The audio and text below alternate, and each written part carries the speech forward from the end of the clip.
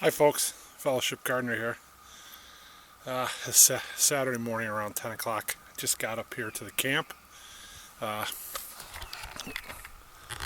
here trying to do a little work and get things straightened out. Been cutting some trees. Going to continue on with a little more of that. A few other things. Actually today, meeting a guy up here to talk about doing some site work for a house.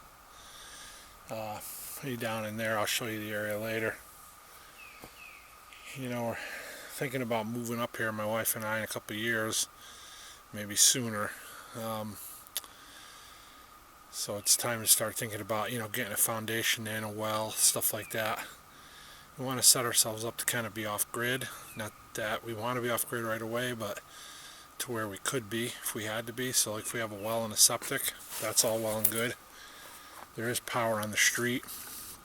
I probably want to think about building a little solar array in case that power grid goes down at some point. Of course, everything comes down to money and time.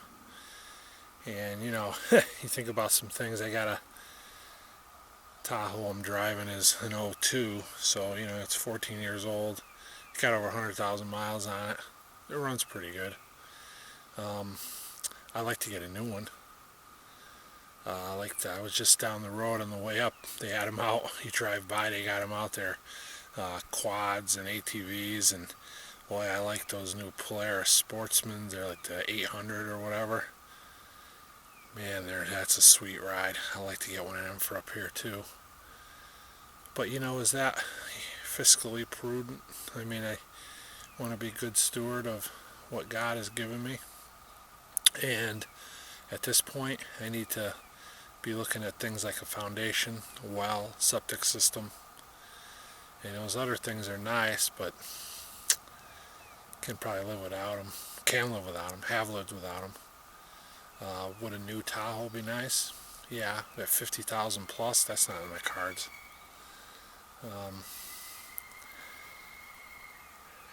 Yeah. The town we live in, a couple hours south of here, is 50-something thousand people, and we live on the outskirts, and it's a pretty decent neighborhood. Suburbia, I guess you call it. And depending on what direction I face in, I could throw a rock, probably hit 6 different houses. Up here, we don't have a huge lot, but there's only 500 people in this town, and from where I'm standing now, I cannot see another house. If I walk way down to the end of my driveway down there, I can look across the street and see one house. So that guy's not even living here full time. So yeah, it's definitely a step in the right direction, folks. And so I got a little time before the excavator comes out. I'm gonna sit here and drink my coffee, enjoy this beautiful day God has given us. I'm going to pray about it, pray about the future, pray about things to come. Best place anybody could live is in the center of God's will. And I believe that. So I'm just going to pray for Him to open the doors that He wants open and to close the doors that He wants closed. And as long as I can be aware of that and go through the open ones and don't try to bash my head through the closed ones, and I should be okay. I should be living in the center of His will, which is really where I want to be, where I need to be.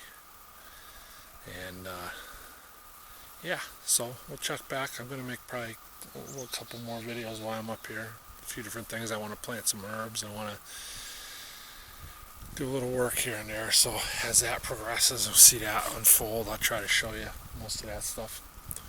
But what a day. Praise the Lord.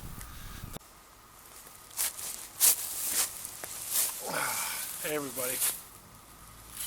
Just met with the excavator and gave me some prices for site work. And it's not going to be cheap. We're looking at $45,000. Well, septic, foundation, clearing. Well, we clear the trees or shave a little off of that. But we're in the state of Vermont. They got this Vermont Land Act 250 something, blah blah blah, I don't know.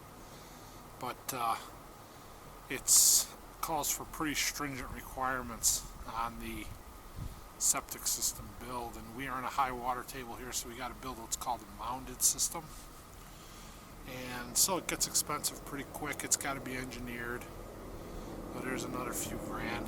That's got to be step one, is the engineering. So I got to spend $3,000 just to possibly have somebody come in and tell me that I can't do a septic on this lot. Now that's unlikely, but it's a possibility. So I gotta do some regrouping, figure out where we're gonna go from here. Obviously, you don't have a lot of options. We own the land, so it's affordable in that respect, and I love it here. It's awesome. I really do like it here, and so that's where we are with that. It wasn't great news, but it's reality. So we just gotta figure out how to move forward, and we will. Till then, I'm gonna plug away and just do what I can. Work on the garden, plants. Showed you before, I planted some herbs, cut some trees, and just continue to come up and have fun and relax. Love it up here. It's gorgeous. You know, this is God's creation at its best up here. You know, no people, it's quiet. You sit out here at night, there's no ambient light. You see the stars. There's no street lights on the road, which you can't even really see from here anyway. Traffic is very unobtrusive. What traffic does come up here, it's a dead-end road. There's about 5 full-time people that live on the road, so you can sit here all night and only see maybe 2-3 cars go by, and you know, you can just see the headlights down yonder. So yeah, it's nice quiet spot.